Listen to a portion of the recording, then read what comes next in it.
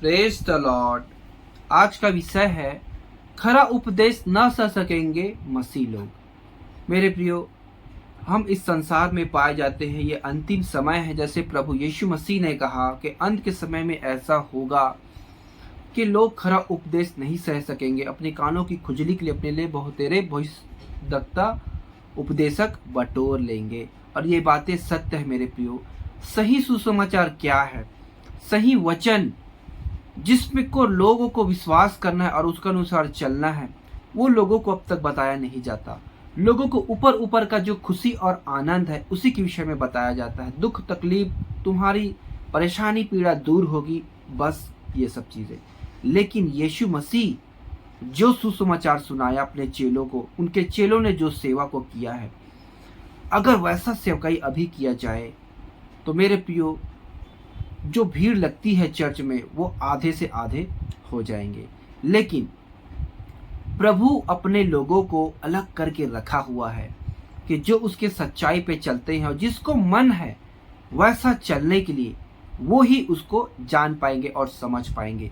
बाकी आपने देखा होगा वचन में लिखा है, जब प्रभु आएगा न्याय करेगा तो झूठा भविष्यद्वक्ता को आग की झील में डालेगा। और झूठे भविष्यद्वक्ता रहेंगे मतलब झूठे भविष्यद्वक्ता, यीशु आएगा अपने लोगों को ले जाएगा, फिर भी चर्च चलता ही रहेगी, मंडली चलते रहेगी, कलीसिया चलता ही रहेगा। हालेलुया। हम इसको गहराई से सीखने वाले हैं प्रियो। आप प्रार्थना के साथ बैठे, प्रभु आपसे आत्मिक रीति से बात करना चाहता है।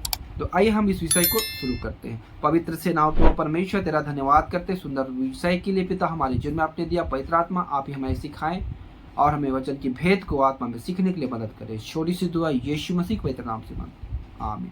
आइए प्रियो, हम इसे शुरू करते हैं। यहाँ पे हम निकाले 2 तीमुथियुस 4 अध्याय 1 से 5। परमेश्वर और मसीह यीशु को गवाह करके जो जीवतों और मरे हुओं का न्याय करेगा और उसके प्रकट होने और राज्य की सुधि दिलाकर मैं तुम्हें आदेश देता हूँ कि तू वचन का प्रचार कर, समय असमय तैयार रह, सब प्रकार की सहनशीलता और शिक्षा के साथ उलाहना दे और डांट और समझा। क्योंकि ऐसा समय आएगा जब लोग खरा उपदेश न सह सकेंगे, पर कानों की खुजली के कारण अपनी अभिलाषाओं के अनुसार अपने लिए बहुत से उपदेशक बटोर लेंगे और अपने कान सत्य से फेर कर कथा कहानियों पर लगाएंगे। पर तू सब बातों में सावधान रह, दुख उठा, सुसमाचार प्रचार का काम कर, अपनी सेवा को पूरी कर। पौलुस प्रेरित कहता है मेरे प्रियो, जो अपने जेल में रहते समय में तीमुथियुस को कैसे तैयार किया सेवकाई के लिए, उसको कहता है तुम्हें ये कैसे करना है, ये चीज़ें तुमको प्रभु की सेवा में करनी है। लेकिन अंत के समय में लोग क्या करेंगे?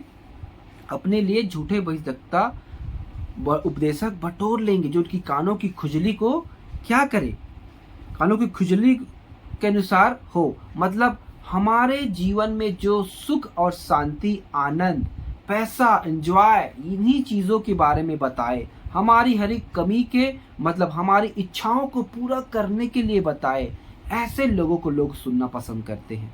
हालेलुया।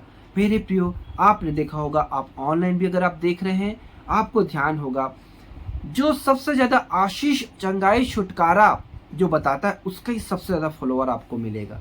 लेकिन जो सत्य वचन को बताता है, जो यीशु मसीह की जैसे खरा शिक्षा देता है, वहाँ आपको भीड़ नहीं मिलेगी, वहाँ वो आप उनके व्यूअर्स आपको कम दिखेंगे। हालेलुया। ऐसे को लोग लाइक भी नहीं करते। हालेलुया। मेरे प्रियो, कहने का मतलब ये है कि यीशु मसीह चंगाई और छुटकारा को दिया वचन को प्रमाणित करने के लिए, ये बातें सत्य है। लेकिन वो खरा उपदेश भी देता था। हम उसको इस विषय में सीखने वाले हैं। पहले हम इस अंतिम समय में पाए जाते हैं। इन अंतिम समय में हमारे जितने मनुष्य पाए जाते हैं, उनका स्वभाव क्या है वो हमको जानना जरूरी है। तो आप मेरे प्रियो, यहाँ पे हम पढ़ते हैं 2 तीमुथियुस 3 अध्याय उसके 1 से 5।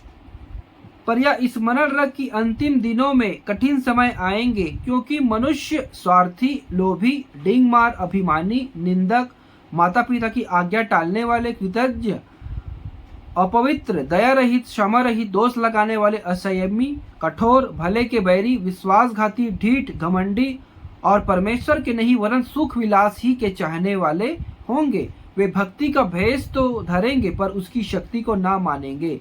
ऐसों से परे रहना। हालेलुया। वो कहता है मेरे प्रियो, तुम जब सेवा करोगे, तुम सेवकाई करोगे, तो ऐसे ऐसे लोग भी आएंगे, लेकिन उससे तू परे रहना। वो भक्ति का भेष तो धारण करेंगे, मतलब मेरे प्रियो वो चर्च भी जाते हैं, यीशु मसीह को मानते हैं, सारी चीज़ों को फॉलो करते हैं, चर्च जाते हैं, हर एक उसमें हिस्सा लेते हैं, लेकिन दो रंगी जीवन जीते हैं। उसके अंदर की बातें अलग है, वो आपको जाहिर नहीं करेंगे, लेकिन उनके स्वभाव में, उनके चाल चलन में वो दिखेगा। उसको हर कोई नहीं पहचान पाएगा।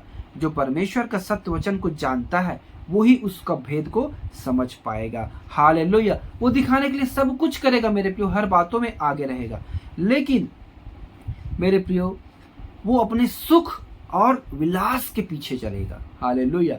जहां उसको फायदा हो, फायदे की चीजों पे ज्यादा ध्यान देगा, ऐसे विश्वासी। हालेलुया। बहुत से लोग हैं मेरे प्रियो, वो भक्ति का भेष तो धारण करते लेकिन उसको नहीं पहचानेंगे। वो सुख विलास के चाहने वाले होंगे। हालेलुया। यहाँ पे वचन में साफ साफ लिखा है।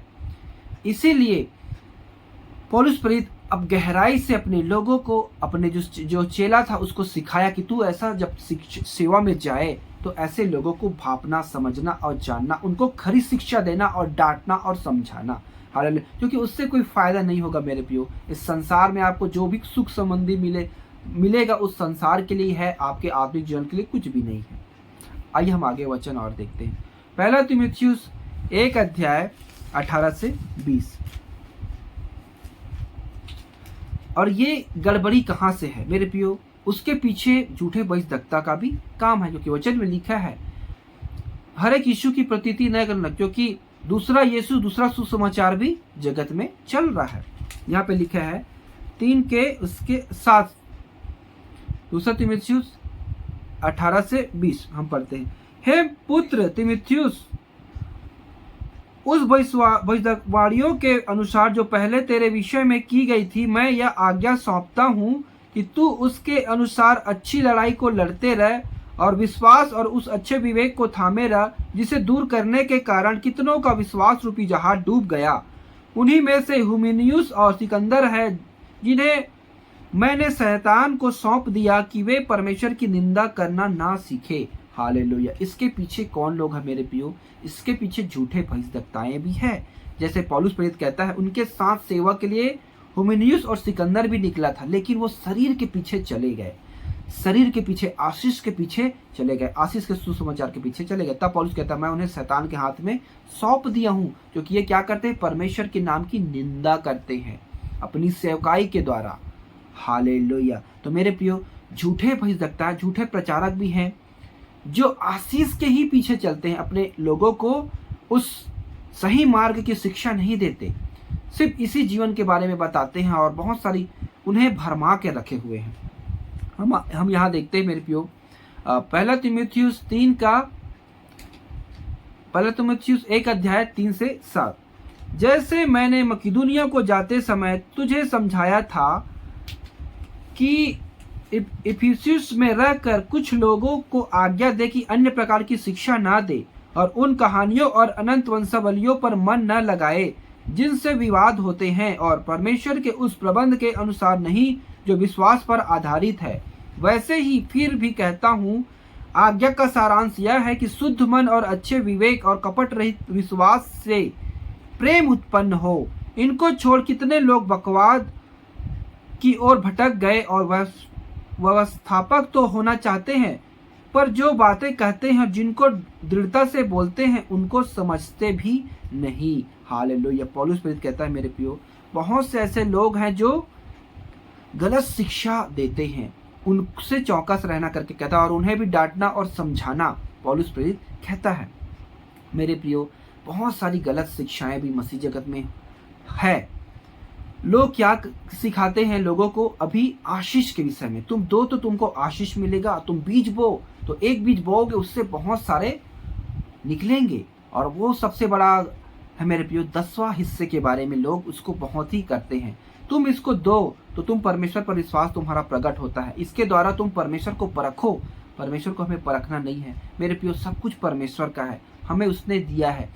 लेकिन लोग क्या है, उसी चीज वो फोकस करते हैं, उनको चेला बनाते नहीं है, उन्हें सारी आज्ञा को मानना सिखाते नहीं है, उनके घर आने से, उनके जीवन से परमेश्वर की महिमा को नहीं दिखाते। बस तुम 10वां हिस्सा दो और सेवकाई में अपना हाथ बटाओ, सेवा हम करें।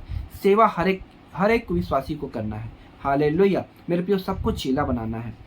आप एक व्यक्ति, आपके पास कितना भी पैसा हो जाए, आप पूरे सृष्टि पे आप सेवा नहीं कर सकते। हालेलुया, इसलिए हर एक जाति को प्रभु ने चेला बनाने के लिए कहा है, ताकि हर एक जाति के द्वारा सेवा होगा, किसी एक के लिए सेवा नहीं होगा। हालेलुया।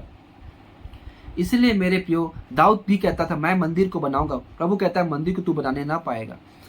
हर एक काम को एक व्यक्ति नहीं कर सकता, क्योंकि इतने युग हैं, इतने युग तक एक व्यक्ति का आयु पूरा नहीं हो सकता। हालेलुया मेरे प्रियो, आइए वो कैसे लोगों को फंसा के रखते हैं, कैसे लोगों को लालच देकर उन्हें बना के रखे हुए हैं और उसे मसीह में बढ़ने से रोकते हैं, और लोग वैसे ही सुख विलास में पड़े हुए हैं। इसके विषय में लिखा हुआ है गलातियों 6 अध्याय उसके 11 से 16। देखो मैंने कैसे बड़े बड़े अक्षरों में तुमको अपने हाथ से लिखा है। जो लोग शारीरिक दिखावा चाहते हैं वे ही तुम्हारा खतना करवाने के लिए दबाव डालते हैं, केवल इसलिए कि वे मसीह के क्रूस के कारण सताए न जाए। क्योंकि खतना कराने वाले स्वयं तो व्यवस्था पर नहीं चलते, पर तुम्हारा खतना इसलिए कराना चाहते हैं कि तुम्हारी शारीरिक दशा पर घमंड करे। पर ऐसा न हो कि मैं अन्य किसी बात पर घमंड करूं, केवल मसीह हमारे प्रभु यीशु मसीह को के क्रूस का, जिसके द्वारा संसार मेरी दृष्टि में और मैं संसार की दृष्टि पर क्रूस पर चढ़ाया गया हूँ। क्योंकि न खतना और न खतना रहित कुछ है, परंतु नई सृष्टि। जितने इस नियम पर चलेंगे उन पर और परमेश्वर के इस्राएल पर शांति और दया होती रहे। यहाँ पे लिखा है मेरे प्रियो, सताए न जाएं। शारीरिक दिखावा चाहते हैं, ये व्यवस्था को अपना पूरा पालन तो नहीं करते मेरे प्रियो। व्यवस्था को आप पालन करते हैं, एक एक नियम के तो 613 नियम है, जिसमें दसवांश का भी जिक्र है। तो आपको पूरे 613 नियम को फॉलो करना पड़ेगा। लेकिन अभी के लोग क्या करते हैं, एक नियम को फॉलो करने के लिए कहते हैं 10वां हिस्सा दो।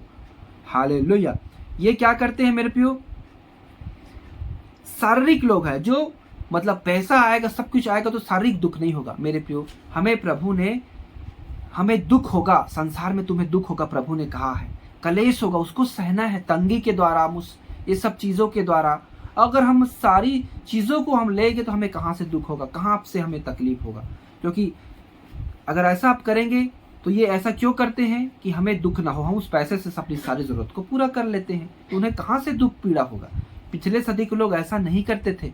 पिछले सदी के लोगों के पास कुछ नहीं था, उन्हें सारी चीजों को प्रेतों के पैरों की तरह डाल देते थे, और जहाँ जिसके यहाँ भी भोजन वस्तु रहता तो वहां जाके क्रोधी तोड़ते थे और विश्वास में आगे बढ़ते थे। हालेलुया, उसके पास कुछ नहीं था मेरे प्रियो, फिर भी अपने उसको क्या करना चाहा, उन्होंने पूरा विश्वास के साथ अपने आत्मिक जीवन को सही किया।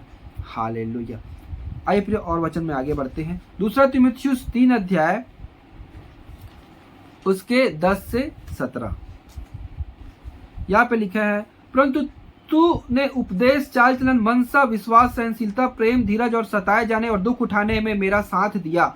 और ऐसे दुखों में भी जो अंताकिया, इकोनोमियुस और लूस्रा में मुझ पर पड़े, और अन्य दुखों में भी जो मैंने उठाए हैं, परंतु प्रभु ने मुझे उन सब से छुड़ा लिया। पर जितने मसीह यीशु में भक्ति के साथ जीवन बिताना चाहते हैं वे सब सताए जाएंगे, परंतु दुष्ट और बहकाने वाले धोखा देते हुए और धोखा खाते हुए बिगड़ते चले जाएंगे।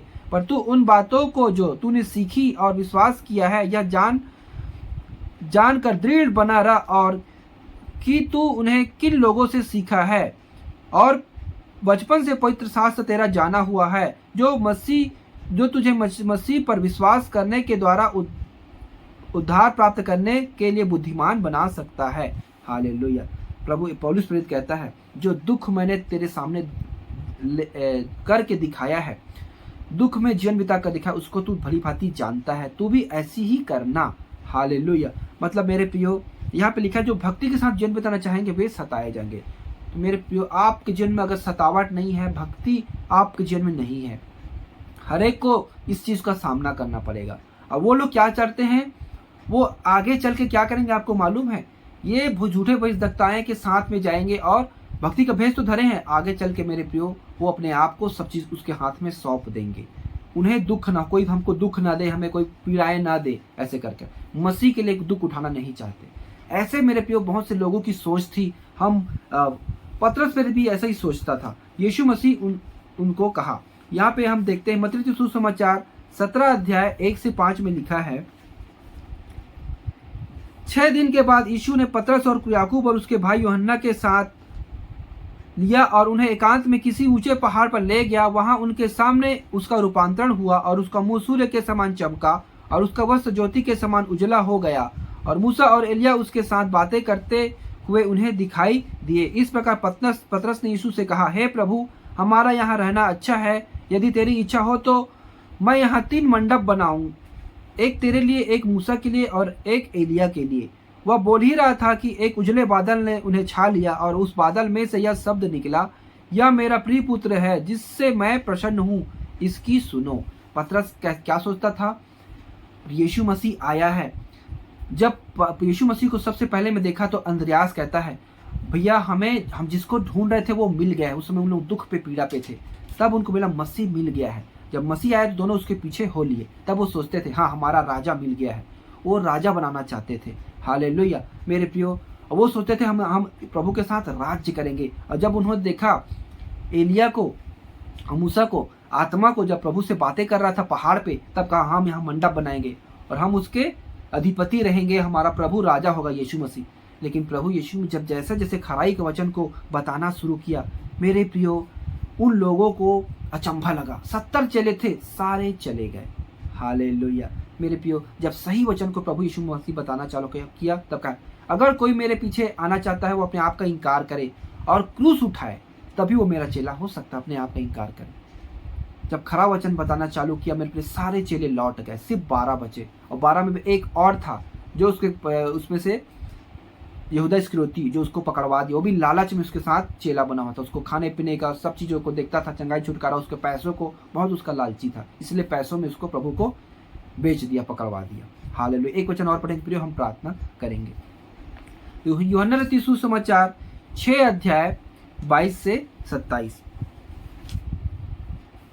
दूसरे दिन उस भीड़ ने जो झील के पार खड़ी थी यह देखा कि यहाँ एक को छोड़ और कोई नाव न थी और यीशु अपने चेलों के साथ उस नाव पर नहीं चढ़ा था, परंतु केवल उसके चेले ही गए थे। तब अन्य नावें तिबिरियास के उस जगह के निकट आई जहाँ उन्होंने प्रभु के धन्यवाद करने के बाद रोटी खाई थी। इसलिए जब भीड़ ने देखा कि यहाँ न यीशु और न उसके चेले हैं, तो वे भी नावों पर चढ़कर यीशु को ढूंढते हुए कफरनहूम पहुंचे। झील के पार जब वे उससे मिले तो कहा, हे रब्बी, तू यहाँ कब आया? यीशु ने उन्हें उत्तर दिया, मैं तुमसे सच सच कहता हूँ, तुम मुझे इसलिए नहीं ढूंढते हो कि तुमने आश्चर्य कर्म देखे, परंतु इसलिए कि तुमने रोटियां खाकर तृप्त हुए। नाशवान भोजन वस्तु के लिए परिश्रम ना करो, परंतु उस भोजन के लिए जो अनंत जीवन तक ठहरा रहता है, जिसे मनुष्य का पुत्र तुम्हें देगा, क्योंकि पिता अर्थात परमेश्वर ने उसी पर छाप लगाई है। मेरे प्रियो, लोग यीशु मसीह के जो 5000 लोगों को खाना खिलाया, सब चीजों इसको देखकर, उसके चिन्ह चमत्कार को देखकर उसके पीछे हो लिए थे बहुत सारे लोग। तब प्रभु खरा उपदेश बताना चालू किया, तब सब लोग उल्टे फिर गए। तब लोग कहते हैं, यहाँ 60 वचन में लिखा है, उसके चेलों में से बहुतों ने यह सुनकर कहा, यह कठोर बात है, इसे कौन सुन सकता है? हालेलुया। यहाँ पे मेरे प्रियो, कठोर बात है कहते हैं, मतलब प्रभु यीशु मसीह हमें खाना पीना, हमें ऐशो आराम, हमें सुख शांति, हमें एकदम लग्जरियस लाइफ जीने के लिए देने के लिए नहीं आया है। प्रभु ने हमें सच्चाई के वचन को बताया है। इस पृथ्वी पे हमारा जीवन में क्या क्या घटना होगा उसको बताने आया है, और हमारे लिए एक नई योजना को बना के रखा है जो स्वर्ग में है, और नए ब्रह्मांड में हमारे लिए किसी ने उसको देखा नहीं, उस चीज़ों को हमारे लिए रखा है। हालेलुया। अगला है 66 से 59।